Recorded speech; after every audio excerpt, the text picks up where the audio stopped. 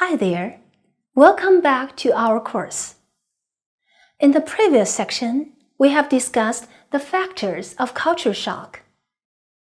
Since culture shock is a traumatic experience that an individual may encounter when entering a different culture, we can experience both physical and psychological symptoms. We may feel uncomfortable with the food, bedding, dishes, and the new culture. We may feel stressed on health and safety. And we may be afraid of physical contact with anyone in the new culture.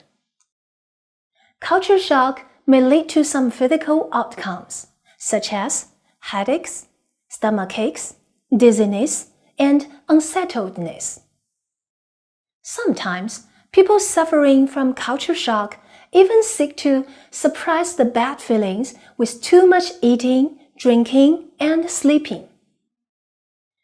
In addition to the physical problems, culture shock brings about psychological problems either.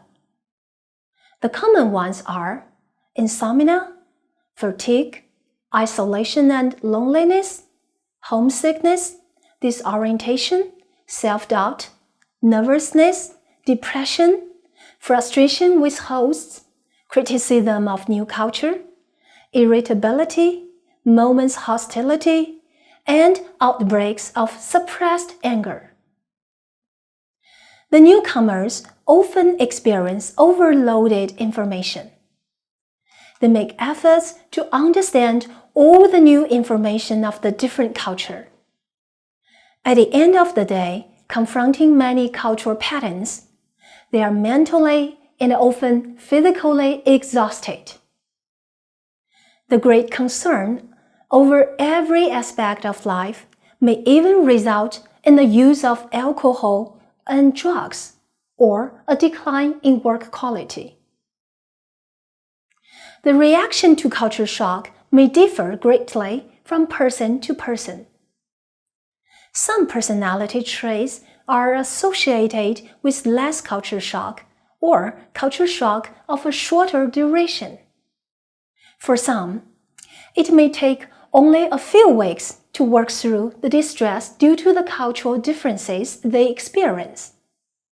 For others, it may take a long period of time to overcome the frustration of culture shock. Individuals who are open-minded, outgoing, and emotionally stable tend to adjust better and more quickly in new cultural situations.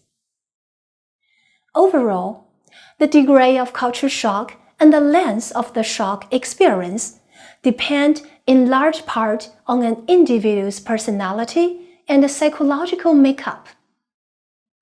In very serious cases, the only way to eliminate the problem caused by culture shock may be to return to familiar surroundings. Just like the grandpa in the movie Treatment, who chose to return to China after a series of cultural conflicts. As we mentioned above, culture shock usually leaves us a negative impression. Undoubtedly, it does constitute a misbalancing experience. The feeling of uncertainty may even cause great stress and discomfort. However, we can also view culture shock from a constructive perspective. Do you believe that culture shock helps to individual growth? Actually, there are some positive outcomes of culture shock. Culture shock provides a learning opportunity that demands new ideas and new responses in coping with a constantly changing environment. Gradually, it can offer us a new set of behavioral responses for future unfamiliar situations.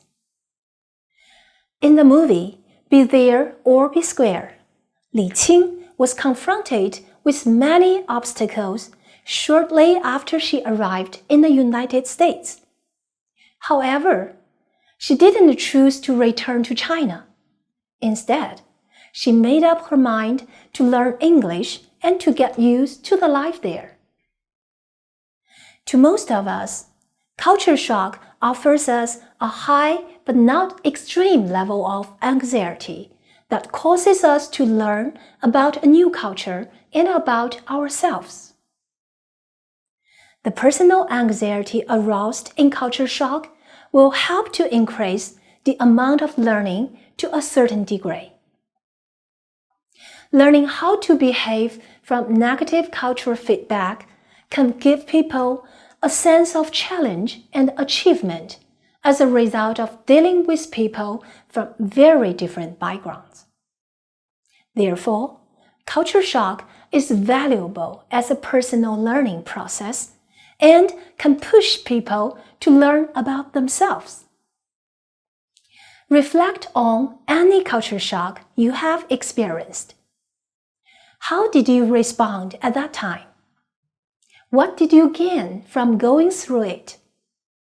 Perhaps you want to share your stories with other learners in the discussion board.